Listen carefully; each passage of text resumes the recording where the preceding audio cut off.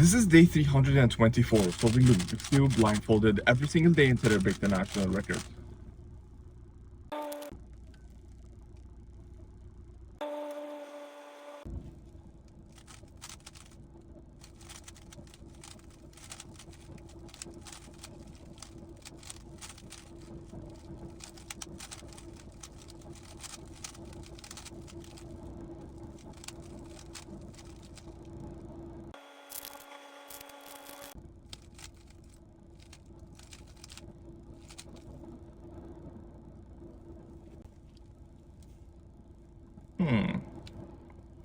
Alright, I took a longer time because I didn't have enough time to memorize. It was a bit difficult, but I needed to make sure I get it right.